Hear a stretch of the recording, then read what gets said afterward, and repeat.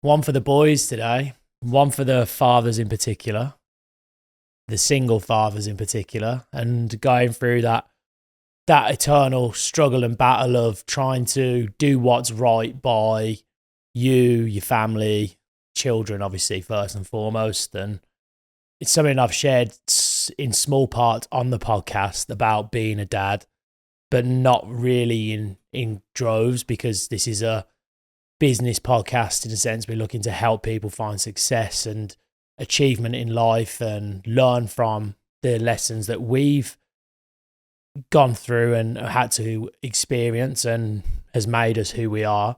And obviously one of those biggest ones is having a little girl.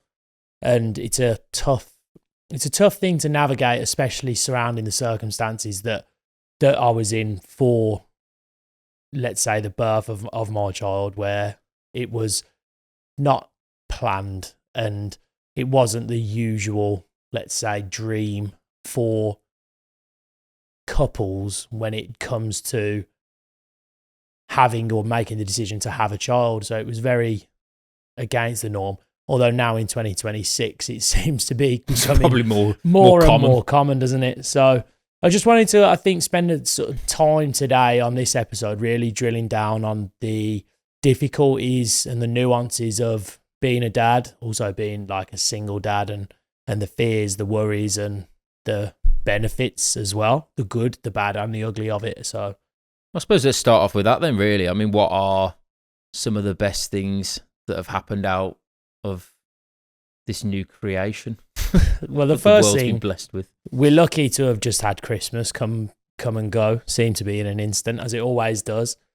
But this time it was a lot more magical. And do you know the biggest thing that you realise is how much your parents invest in time, effort, and energy to be able to create Christmas and make it what it is. Because if you remember back to our Christmases as kids, it was the best day. It was the best thing all year, that you couldn't sleep for weeks beforehand. You knew you started your advent calendar, and we had a homemade advent calendar that she'd done or put together, and it wasn't just a standard Cadbury's. It was a literal bespoke calendar. Knitted calendar, was there its own little doors from 1 to 24. Exactly, and it was filled with our favourite things. And again, even at that age, we knew that wasn't Santa, but we knew it was, our mom, it was parts of Advent. And how special is that? And you think back, and trust me now, you know how hard it is to run a business, run a household, maintain friendships, maintain relationships, all the things that adults have got going on, as well as just general day-to-day childcare, to then set the time apart to make Christmas so special. You really start to understand how incredible parents are, especially single parents, and especially people that haven't got a massive support group behind them, and how special it is. But one of the best things and the biggest blessings was seeing her come down for Santa in the morning and doing a Christmas for her, and seeing the look on her face as she's opening presents, and so filled with just magic and joy. Is obviously one of the best things that you'll ever see as a parent, is just seeing your child happy. Yeah, so this is it. So let's play by play. Like, so how did you wake? What was the event of it all? How did it unfold? Well, it was nice. So we did the whole carrot, milk and mince pie for Santa the night before. We got a little makeshift plate, and she had an early bedtime. Not that she slept. And she's only 2. She's only just turned 2. So it was the first Christmas for really understanding what Christmas kind of is. And obviously getting ready for it was really lovely, and sending her up to bed, telling her Santa's going to be here in the morning. But even that kind of made me feel a bit guilty, because I obviously have her on set weekends and set times. So it's obviously, we'll get into that a little bit more as things go. But obviously we had to do 2 Christmases in a sense. So even up to now, like, I feel a little bit guilty as to kind of having to say that Santa's coming here to my house where we've put all the mince pie and carrot down again, and she's had and opened presents for her to then go to her mum's house and also then have Santa visit again and kind of go, yeah, she's not only been good this year, she's been double good. And so there's that. Everything is kind of marred with this having second guess of the norm where you think, well, do I just give her presents, or do I actually think to myself, let's play it how I would have had it as a child, which is what we were lucky enough to have with both our parents still together now, and the magic of Christmas, especially me having an older brother and coming down and spending time with your family is just this, and it was all built up like that. To then have to feel like you're not delivering on that same level of magic that we had is a bit of a tough one to battle. But in the end, we went for sort of doing the just double Santa, and Santa's coming twice because you've been super good. Now, obviously, that might change as she goes into a terrible 2. So I've heard bad things, but she's up till now. It's nice. She's got double presents. So it was lovely. Put all the carrot out and woke up in the morning, made sure that there was all her presents were wrapped under the tree and that she had everything that any 2-year-old would want, full of Elsa and Bluey and everything that was just dolls, kitchens, toy kitchens and all these things. So she was spoiled, as any 2-year-old should be. Yeah, and it's funny, I suppose, because then you've not only got a Christmas, but then there's a birthday not long after that as well. So she gets not only 2 Christmases, but goes another birthday as well. So how's that all work and the logistics of all that? She was due on the 23rd, so she was due to be born on the 23rd of December, which is funny because both me and her mum were born on Boxing Day, the 26th of December. So obviously on the day of the 26th at the time, we were very sort of concerned whether she will or won't appear on the day, and then have all 3 of us arrive on the same day, which would be a bit of a strange dynamic. But that would be mental. That was like, you've never known anything like that. Fortunately, I think it was nice that she didn't arrive on that day, because then, obviously she would have stolen all of the limelight on that day. So it would no longer be our birthdays anymore. But she was born on the 2nd of Jan, just after midnight. So she came close to being a New Year's Day baby, which again, also slightly beneficial because New Year's Eve, people generally go out and have a bit of a celebration. So waking up and not having to do a sort of 2-3-year-old's birthday and really go hard for her on the 2nd is nice on that particular day, and make sure she's got, everything ready. But obviously you'd sacrifice, right? Yeah.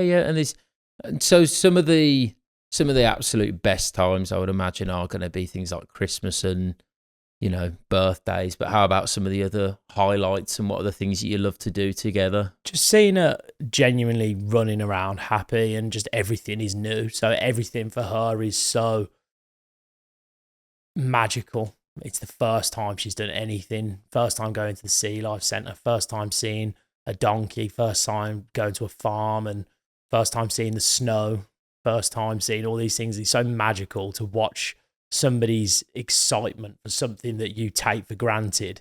Then it rubs off, and you almost end up kind of being you almost get hit with like a ray of emotion from them with whatever they're feeling as a parent. I feel that mothers definitely feel this more than fathers because of the closeness, certainly after they're born.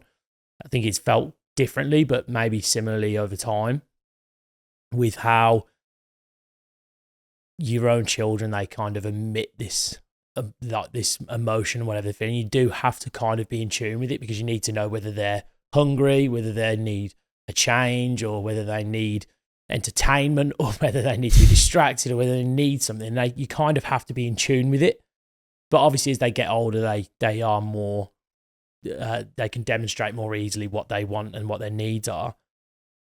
But then seeing them enjoy themselves, and seeing them, but then even if you're seeing them hurt themselves, it's like you feel the pain. It's quite a strange thing to explain, but it's all of that. It's just seeing something that you are, by all accounts, a part of, and they're a part of you, and you're a part of them, and just going on that journey of feeling with them and watching them grow is just, it's incredible. You wouldn't change it for anything. This just in, breaking news. The subscribe button has still not been pressed. Press it now. Analog. All done? Back to the studio.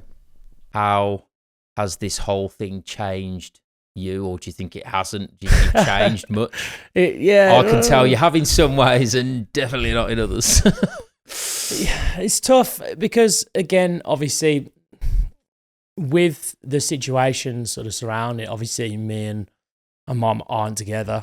This is one for the single dads out there. Maybe some of the dads that are in relationships still with the parents or in new relationships, it might be some of that they can align with what I'm saying on a lot of it. But when I found out, or we together, to be fair, it was very shocking to say the least. It was not planned at all. We weren't really in what you would class as a long-term relationship beforehand. It was more of it kind of just happened, and it was a bit of an accident, and you don't really expect to then have to plan for having a child that's at that point. So obviously the change kind of begins there, because you start thinking to yourself, right, well, this is happening. There's obviously a child on the way. And the reality is, just calling a spade, you've got two choices as a dad anyway. You're either involved or you're not.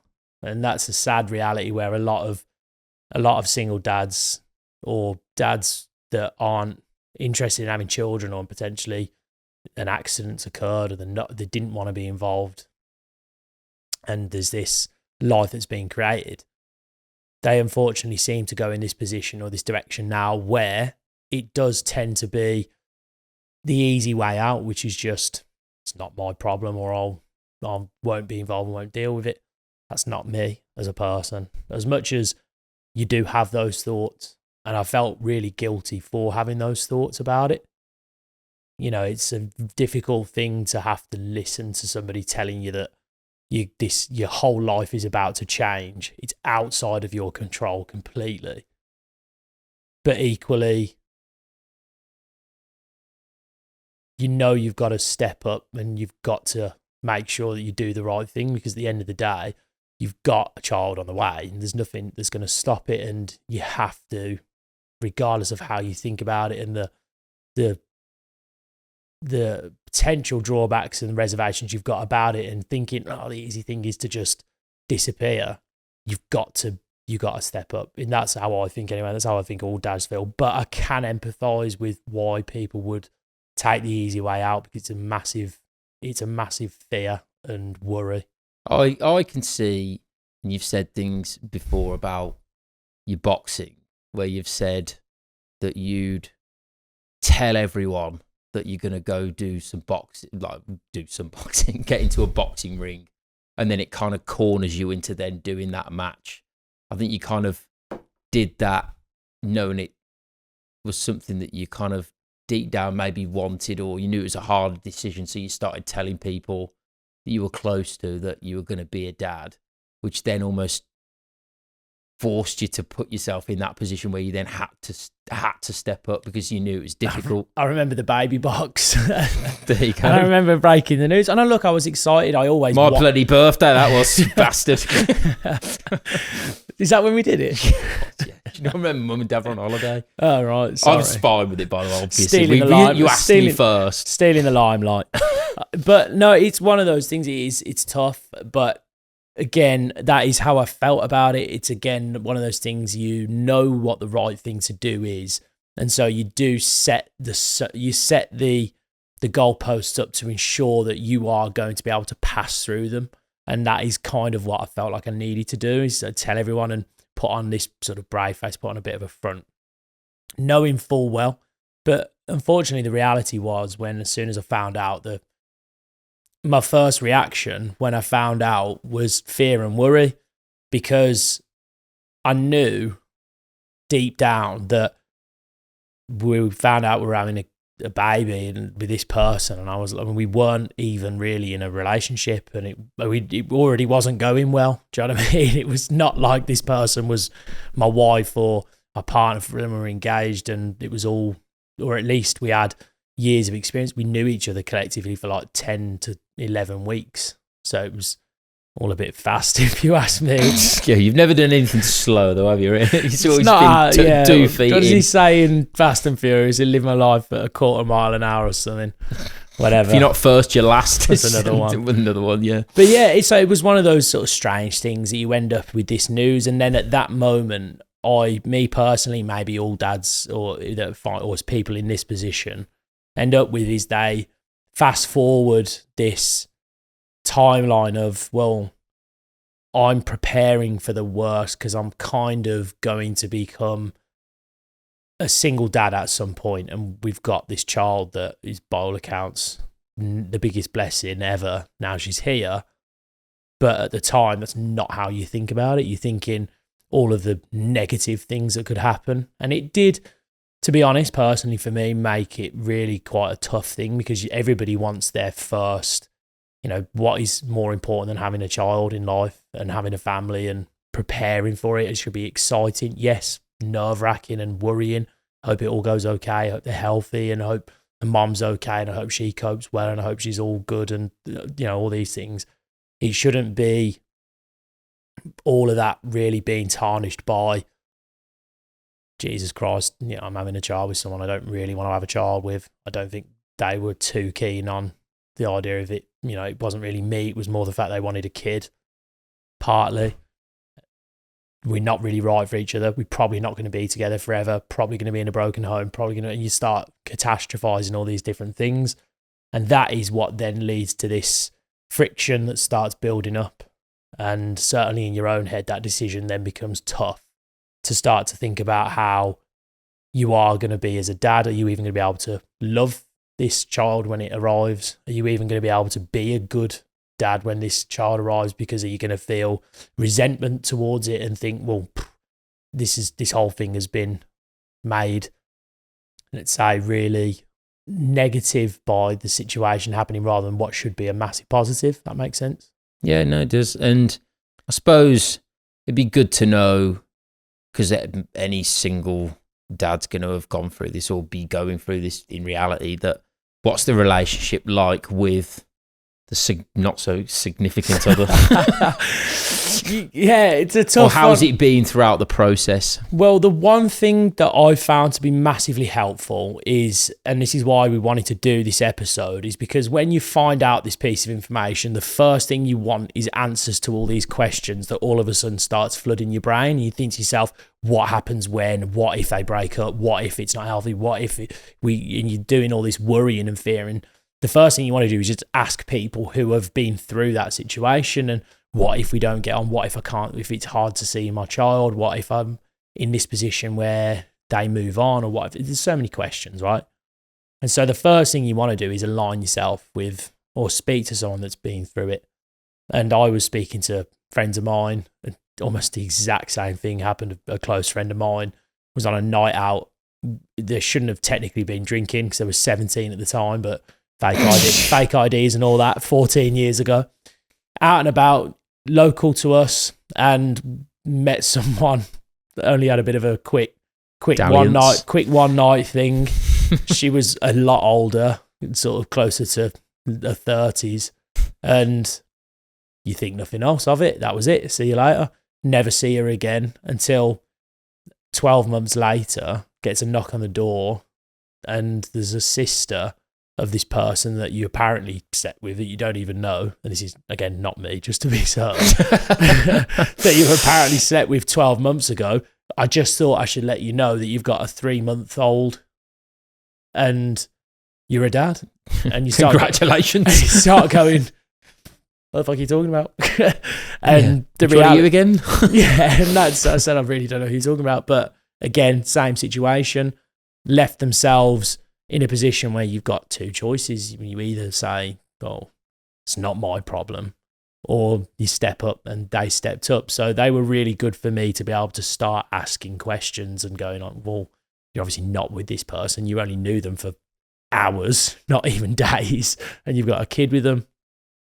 So it does happen, and that's where you start to ask sort of questions about what your fears are, and that's the first thing, is making sure that you've got that, I suppose. Yeah, and I imagine it probably ties in with this question that what's some of the hardest things that you've got to go through, on a daily or weekly basis.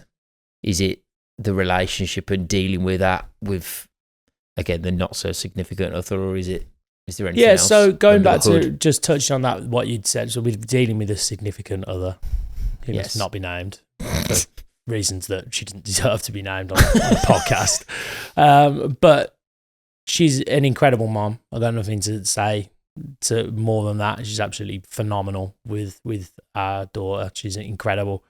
I think it's on you as a man to step up and do the right thing and behave in a way that is right for the relationship in given the circumstances, because the reality is all moms, 99% of moms, probably more,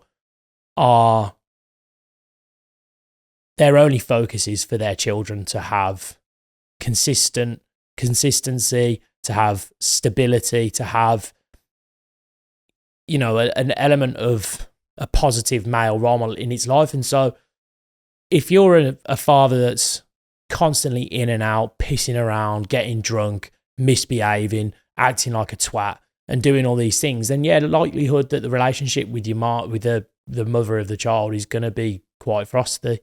And I think it took me a bit of time, but for the most part, I've been there making sure I'm consistent and doing what I can. And the relationship, as much as we're not friends, but it's not bad. And so I think the first things first is, if you have got a bit of a frosty relationship with said other, then I think look inwardly rather than trying to just immediately blame everybody else. I think as men, we should be held accountable for a lot of things. I think we're the ones that should be the ones to take the first step, do the right thing, and our actions should be the right ones. It's certainly in that circumstance. So have a look inwards if you're having that problem with significant other. But as far as the most difficult things, from an emotional point, it's obviously once you've found out the news, and you see, and you've got this pregnancy stick staring you in the face, and you're thinking to yourself, what the hell am I going to do? Obviously, the most difficult part is then, if things don't work out, you're obviously left with then this life that you've created that you aren't really centered around it anymore. You're going to have to share it with someone. And that caused, for me anyway, it was a bit of a detachment almost like in a safety, like a personal, emotional safety blanket that I had to put round. Sort of say, look, I need to probably pull back from this situation, knowing what's going to happen, because otherwise you're left with this life that you've created that obviously any father will love their children, should, but you've got no choice but to love it from afar, because you can't see them every day. Like, in what world, it's quite weird where you should, be with them every single day and coming home and seeing them grow, seeing them develop, hearing them talk for the first time, hearing them walk for the first time, seeing them walk for the first time, all the little changes that they go through. You lose that because you're not with them every day. And at best, you've got a 50-50 relationship with them, where you're seeing them for 1 week and then not a week and then a week and not a week. So, and even then, that's obviously quite tough when you're running a business and you've got other things going on in your life. And that's that, again, personal question of asking yourself, what do you choose? You've got to make a decision between your life, your children's life, where you position yourself. Do you sacrifice all the business that you've grown and built and the career and everything to be there a little bit more? Or do you make sure that your business and you've got the ability to provide for this new life that you've made? So that's the most difficult part, is making the decisions and traversing the landscape of do I or don't I on that side. Yeah, and I think looking from afar, you've done a very good job in how you've managed to navigate it when you haven't really got anyone else to help or guide. Because I know there's the one person, but we don't speak to them that often anymore. So it's a bit of a fishy pond to try and fish in. Yeah, it's tough. Like, obviously, I'm so fortunate and blessed because I've got a family that have been by my side for my whole life, with you, obviously, and our parents, and friends as well, who I consider family, that, again, I've been close with for 20 plus years. And again, I'm incredibly blessed and grateful to have that, because a lot of people don't. And this is where, again, you've got to be really careful in your life how you treat certain relationships and certain friendships, because everybody needs people, and you can, it's no man is an island, and I think you need people around you that you can lean on, certainly in times like that, to have the help that you need. And some of the hard things, again, you won't talk about that as what's difficult. It's knowing you've got a family as well, with parents that are, by all accounts, together with children, and you want to emulate that relationship with your children and what your family would be. And that's all you've ever known, coming from a non-broken home and a loving home. You want to emulate the same things. You want to almost maintain that. And then you kind of feel disappointed that you've not been able to sort of fulfill the same thing. And then obviously, first grandchild for our parents, you want them to be able to see and spend time with their first grandchild, and they do, obviously. But again, there's a difficulty there where you're trying to make sure you've got everybody being involved still. Yes, it sounds like you put a lot of pressure on yourself to then try and get everyone as involved as you can, which obviously puts then more pressure on yourself. And I think you've always been like that, where you pile the pressure on in as much way as possible, because I think it makes you move then and do things that you probably know are difficult, but then you push yourself in that direction, because then you've kind of cornered yourself. Yeah, it's one of the weird ways of me handling things. I just like to think that if I set my mind to do something, if I feel like something's happening, I feel like change is made where pain is felt. I know that sounds really daft, but I just feel like, because everybody lives such a comfortable life comparatively these days to what was once so much more difficult for us to get anywhere or achieve anything or survive, whatever it would be. Everybody's got a car these days. Everybody's got what seems to be loads of spare cash, even though they definitely haven't. But everyone's walking around in designer gear and getting Ubers everywhere and going to Ibiza and going on crazy holidays to Thailand and all that. But it just seems like with now the power of technology and people have got phones in their pockets and things, everything's more readily available. And so because of that comfortability, I find myself the best way to make change is to make myself uncomfortable. And that's always how I've felt. It's whatever I've done, whether it's in business, if I feel like the business is stagnating a little bit, I find myself starting a fire, just to get everyone jumping up and down. Yeah, there's probably some therapists watching thinking we need to have conversations about that. But at the same time, obviously, it's just how I thrive and make sure that change takes place. So yeah, if there's something that's difficult that's happened or I want to make a change, I will put the pressure on myself first to do it. And yeah, there is a lot of pressure from being obviously a dad, because it is our jobs. I think are very traditional to protect and provide your family. And that job of provision and protecting kind of is then also taken away from you, because it can only be done part-time again. Yeah, well, and this is it. And obviously we've gone into a lot of, the difficult bits, and I know at the start we went through Christmas, but obviously there's going to be a lot of good bits as well. And he touched on already the firsts of everything, but what are some of the other best things that you've had, best standout moments that you might have had, and memories?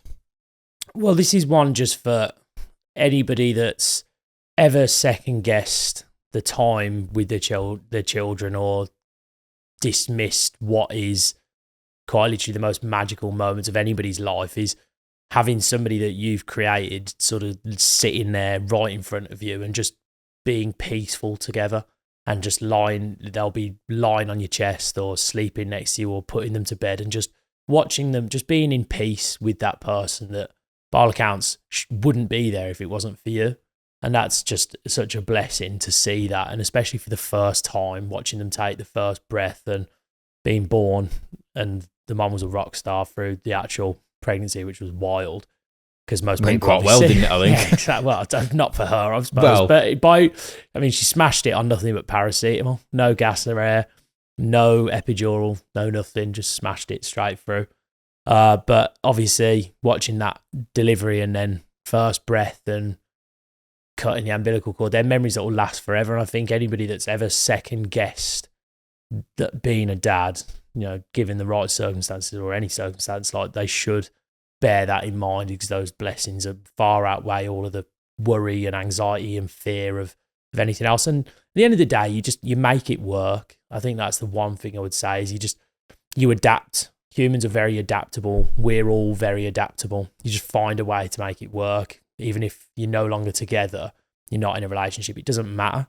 You can find ways around it that works for each of you. And we've found a bit of a happy balance at the minute. And as she gets older, things will change, and that's just life. Things tend to adapt. And as she gets older, it'll be a case of adapting again. That's just life. But it's a blessing for it all to unfold right in front of you and watch as she grows. And I know you've obviously, you're her uncle, so it's wild to see. I get all the best bits. Yeah, you get to give her back. So if it starts to get, really difficult with crying, I find that with my other friends, kids as well, that I'm around, babies more so. And it's like, anyone who's not had kids themselves, it's a bit, they start crying, you're like, I'll try and sort of do something that I think might work, and you just never really know. Yeah, I think I'd even be like that with somebody else's kid, to be fair. It's weird that you do have a special relationship with your children, and it's one that you do enjoy, and I'm really lucky. And again, it sounds strange to picture it like this, but every person or parent that I've spoke to, they love their children that much. They have this special relationship, and they don't want anybody else to almost have that relationship. It's almost like, that's mine. Like, get off my child a little bit. And you'll see how she is with me sometimes.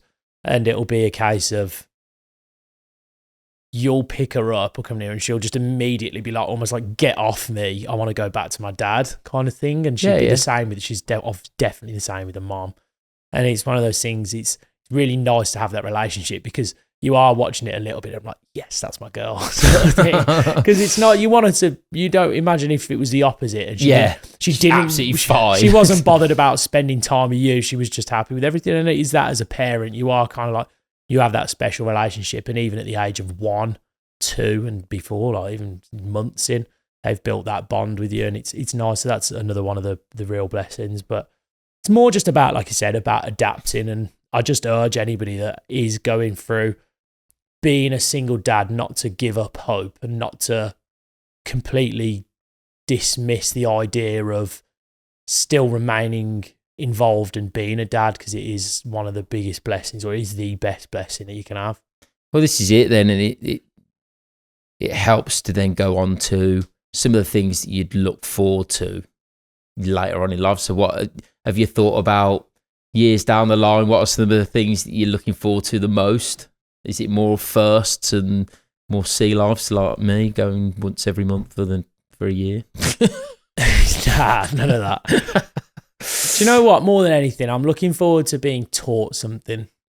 More than anything, I love learning, and I love and can't wait for the day that she's old enough, and I'm sure it will happen soon. Shut up, Dad. Yeah, she's going to say to me, you're wrong, or she's going to come home from school, or she's going to say something that I didn't already know, and she's going to teach me something. And she's already taught me loads about, emotions and love and connection and all that. But I mean, something... all that stuff. all that stuff. But really speak something into existence that really challenges me and makes me think, oh my God, like this this person that I've created is now guiding me and no longer me guiding her. And I think that's a kind of magical day for any parent where you kind of see that independence really starting to take hold and see that actually you've done the job that you needed to do and that they're becoming independent and it's like the master and the pupil kind of thing. And we've seen it with our dad, haven't we? Where that change takes place, and God knows it has now.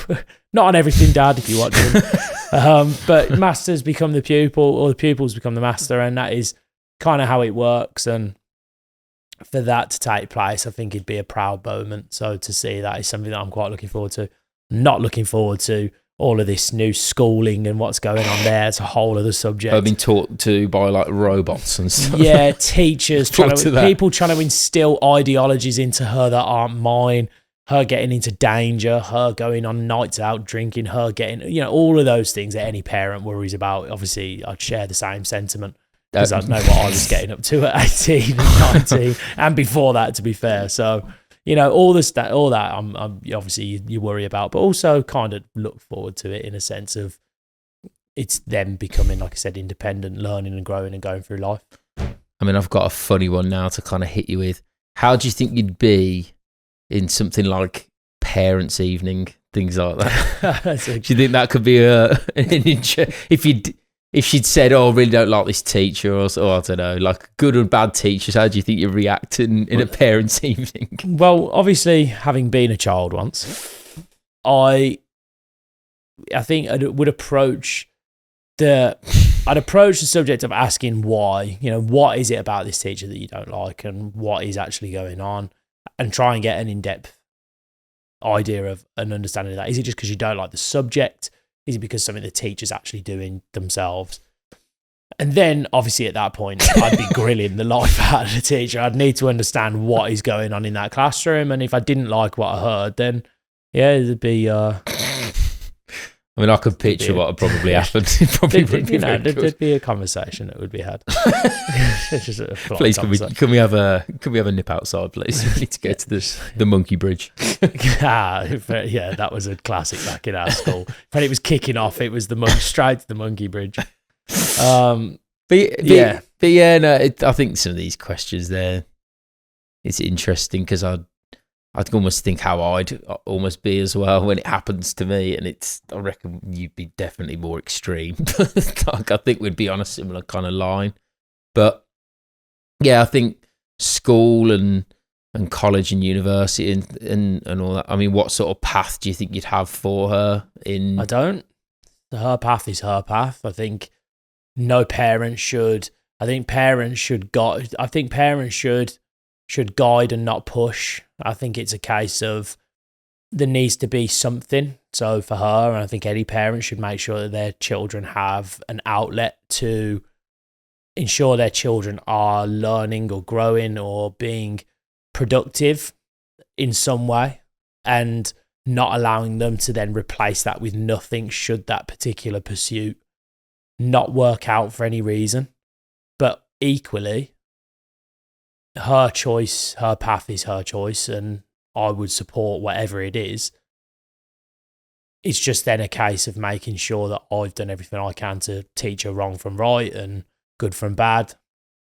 And I hope that choice is something that is going to be helpful to her and those around her. But whatever she decides, I think it's not the position of the parent to force children into their futures. I think it's a case of encouraging what they want to do and making or allowing them to fulfill the best of, because every human, every child's different and they've all got different strengths and weaknesses, and it's allowing those strengths and weaknesses to show and encourage them rather than trying to diminish those particular traits like they do in school. I remember Jimmy Carr talking about this, where he said in school, isn't it strange that if you get a B or an A in like maths and English, but a D in science, they say you should really drill down on becoming average at science. So focus all your time and energy, ignore the things you're good at and the things you enjoy. What you should do is focus on the shit that you hate and become average at something you'll never do again, just so you pass and get a C, rather than doubling down on things that you love and enjoy, where you could become a master and really proficient, just so you can barely get by in a subject you hate. And so for me, it's about encouraging the passions.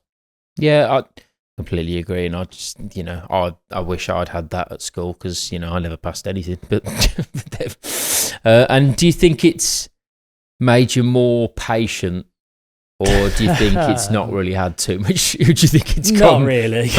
No. I'm glad you said with that. her, yes, at times, but no, not really. Look, I can't lie about who I am as a person, and that is someone that just moves fast in everything that they do. And I think you have to be like that to be a business owner. And just to touch on that, obviously being a single dad and also running a business, and not only having one dependent with your child, but also having 15 dependents with your staff. If the business goes, they are out of a job. Doesn't mean they're immediately not going to be able to find anything else, but you are playing this constant juggling act of stress of money with finances within a business, and making sure staff are paid, and not only paid, but paid well, and that the business is growing, but also then making sure as a father that your children are looked after, that they're making sure that they're provided for, protected, and feel safe. It's all massive. So there's a massive burden. It's a huge, huge undertaking. And for me, it's just a case of making sure that no one can do all things all of the time. It's an unfortunate reality of having to give up one side. So you've got your personal life, which is, let's say, you and your well-being. You've got then your social, friends, family, their well-being. And then you've got your financial, business, career, that side. You can never go all in. You've got those three, like that triangle, and you can never go all in on all of them. You just get burned out. You kind of have to sacrifice bits. And I think a balanced life is knowing when to sacrifice and put more energy into one to make sure that the other two can benefit, because they all work in harmony with each other. Because if you feel like shit all the time in yourself, you're not going to be able to thrive at work. You're not going to be able to add much into your home life, family life, social life. Equally, if you're adding too much into other people, and also you're not adding enough into other people, your relationships fail. Typical. But your relationships fail. And look, that is what happened as part of it. That's part and parcel of the reason for the breakdown. But your relationships fail, then your friendships fail, your family fail, because you're not investing time and emotion and energy into them. And then you're left with nothing but your business and your own self, and then you just become miserable, because who are you doing it for?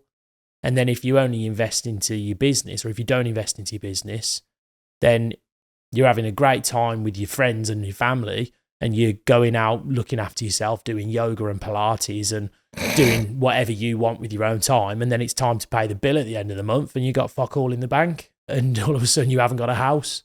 So your family are not looked after. So it's that balancing act constantly. I think now it's, getting to a point where we've got, gone from start to finish, really. Would there be anything that it might be a difficult question to ask, maybe not. Would you change anything getting to where you've got now, for all the highs and the lows, the trials and the tribulations? Nah.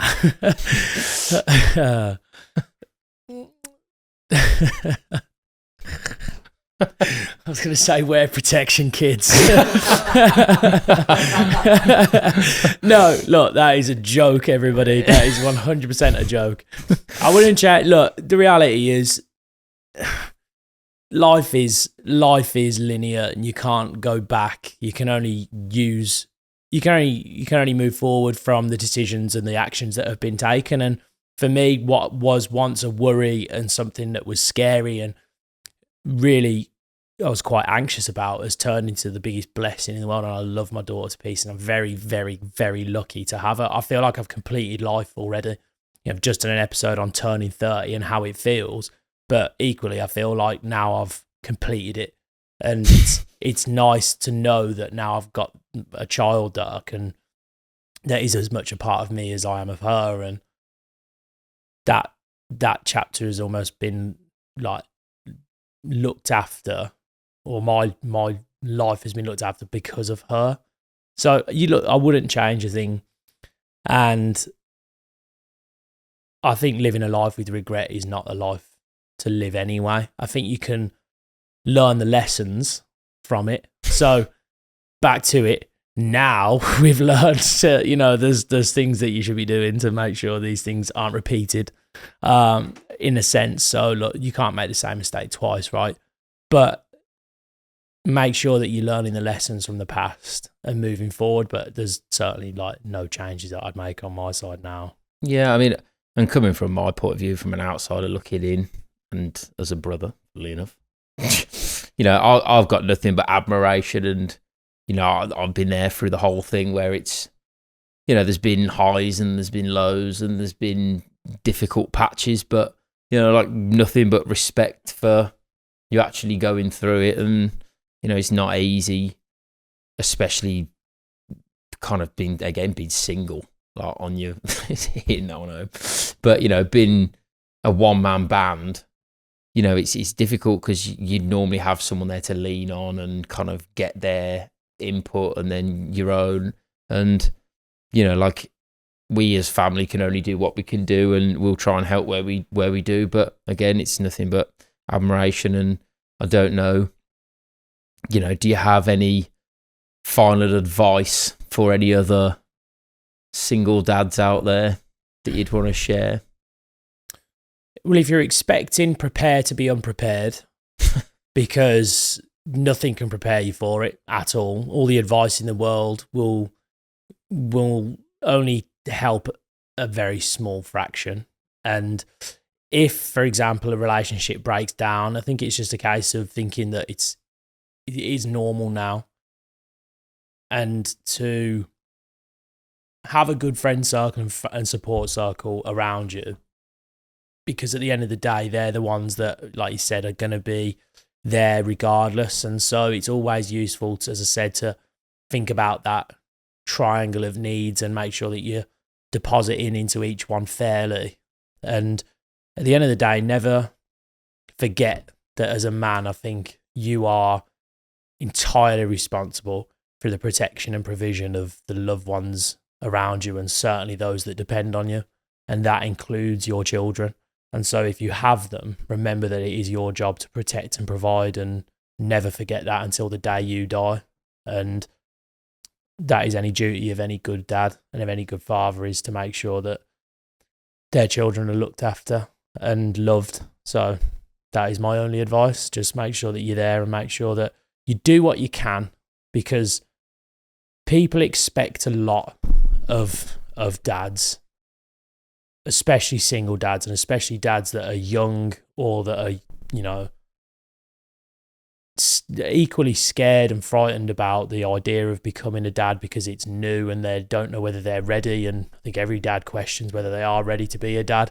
But just be mindful that as much as everybody expects a lot from you, but make sure to give yourself a break.